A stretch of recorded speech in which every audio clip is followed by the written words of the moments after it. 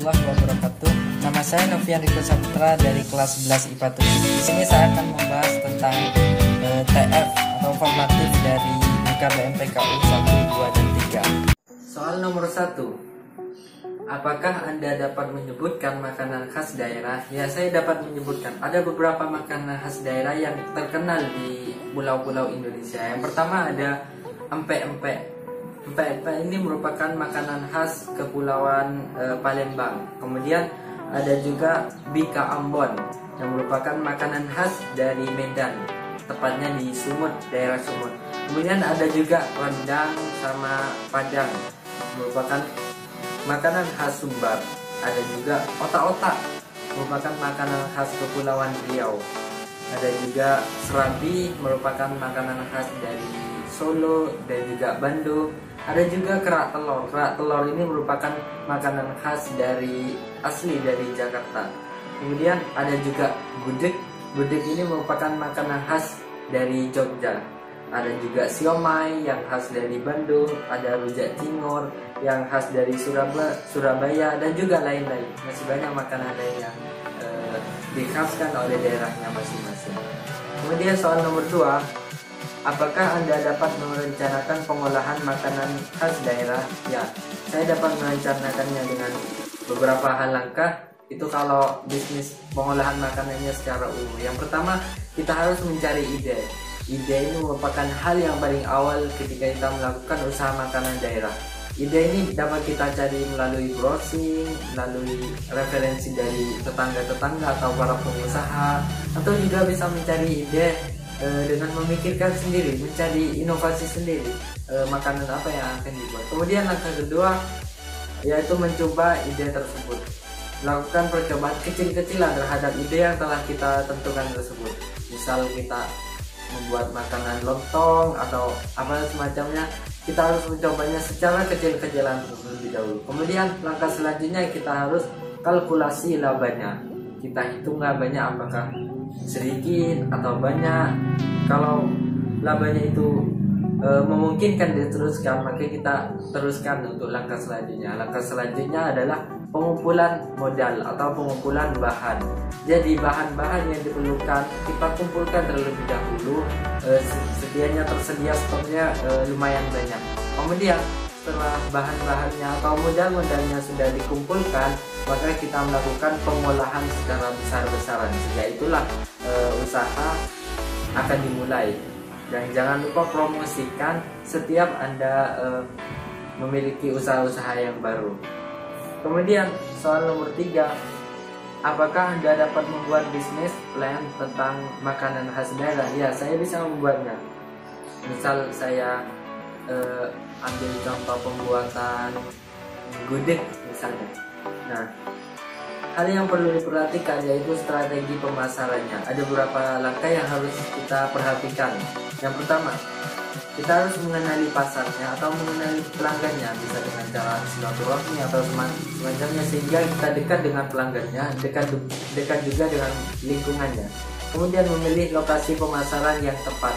Lokasinya biasanya kita pilih di suasana keramaian agar kemungkinan kita mendapat keuntungan itu lebih besar. Kemudian memanfaatkan media sosial terutama pada bagian promosinya, menawarkan promo yang baik, mengikuti tren atau perkembangan zaman. Jadi makanan yang kita jual tidak boleh kuno, tidak boleh dimakan waktu. Kita harus mengubahnya sesuai dengan tren yang ada.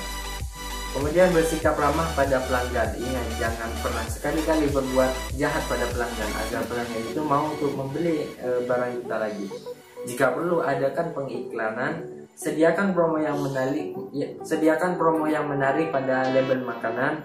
Kemudian jangan lupa perbanyak doa, itu yang terpenting. Kemudian pada TF yang kedua, soal pertama, apakah Anda dapat menganalisis jenis pengolahan makanan khas daerah Anda? Ya, saya dapat menganalisisnya. Kalau di daerah saya contohkan mungkin di rumah saya, makanan khas itu ada abon yang terbuat dari ayam. Kemudian apakah Anda dapat mengetahui teknik pengolahan makanan khas daerah Anda? Ya, saya dapat menganalisis pembuatannya karena saya sendiri turun membantu dalam pembuatan proses abon tersebut. Kalau secara umum teknik pengolahannya itu cukup mudah. Yang pertama, daging ayamnya itu kita rendam terlebih dahulu dalam air mendidih. Kita rebus terlebih dahulu bersama bumbu-bumbunya. Bumbunya saya kurang tahu untuk bumbunya, itu ibu saya membuat. Kemudian setelah mendidih kita dinginkan dagingnya, kemudian kita letakkan pada suatu wadah, kita cacah kecil-kecil, kita kupas kecil-kecil dagingnya. Kalau dalam pembuatannya saya juga menggunakan garpu, digeruk-geruk ini sampai menjadi kecil. Nah, kemudian setelah kecil kita campuri lagi dengan bumbu. Kita kasih bumbu lagi seperti masako, garam dan lain sebagainya agar rasanya lebih lezat nanti. Nah, setelah itu kita aduk-aduk daging yang sudah cacah, yang sudah kecil-kecil, kemudian kita masukkan ke dalam wajan penggorengan. Gunakan minyak yang agak lebih banyak agar rasanya lebih enak katanya. Kemudian setelah warnanya agak kecoklatan, oh ya, ketika menggoreng kita harus selalu membalik-balikannya. Setelah warnanya mulai kecoklatan, kita angkat. Nah, kemudian setelah kita angkat, kita masukkan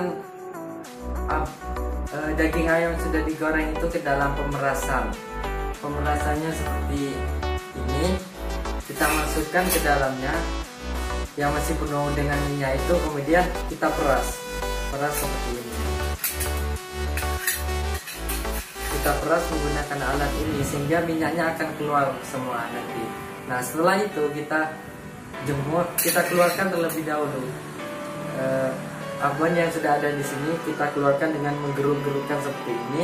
Nah, hasilnya seperti rambut-rambut halus. Kita jemur lagi itu agar nanti agar menjadi lebih kering lagi. Nah, ketika selesai tinggal kita bungkus abonnya tersebut. Hasilnya nanti seperti ini. Ada seperti rambut-rambut halus. Kalau di desa saya bilangnya ini abon, entah di desa lain mungkin ada yang bilang rambut nenek atau lain sebagainya. Nah, yang saya gunakan itu dagingnya sebanyak 2 kilo. Nanti hasilnya setelah ditimbang sekitar 7 on ya, 7,5 on. Ini sekitar 7,5 on dari 2 bungkus ini. Ya, dan saya juga sudah coba, rasanya itu kayaknya lebih lezat dari ayam goreng kalau menurut saya sih. Nah, untuk soal yang nomor 3, apakah Anda dapat membuat bisnis plan tentang makanan khas daerah? Untuk soal yang itu sudah saya jawab di TF sebelumnya. Ini jawabannya serupa karena soalnya juga serupa. Kemudian TF yang selanjutnya, yang ketiga, soal pertama, apakah Anda dapat menghitung BEP? Ya, saya dapat menghitung BEP dengan cara mengkalkulasikan hasil modal dan modal yang kita perlukan biayanya. BEP itu sendiri merupakan singkatan dari kepanjangan break even point, yaitu keadaan di mana modal yang kita keluarkan itu sama dengan hasil yang kita dapatkan. Jadi kalau bahasa mudanya itu impas, modal itu sama dengan hasil yang kita dapatkan. Kalau ya bisa dianggap usaha yang sia-sia lah, ya, tidak mendapatkan hasil. Kemudian, apakah Anda dapat mengetahui strategi kegiatan usaha makanan khas daerah di Anda? Ya, saya dapat mengetahui strateginya sendiri. Strateginya kita harus hati-hati dalam membuatnya, terutama dalam kalau dalam contoh saya yang tadi pembuatan abon itu harus hati-hati dalam memeras minyaknya, karena ketika terlalu kering ataupun terlalu basah dari minyak itu dapat mempengaruhi kualitas rasanya nanti. Yang ketiga, apakah Anda dapat membuat laporan hasil kegiatan usaha makanan khas daerah Anda? Ya, saya dapat membuat laporannya pada slide berikut ini. Sekian saja dari saya, semoga semua itu dapat bermanfaat bagi kalian semua. Wassalamualaikum warahmatullahi wabarakatuh.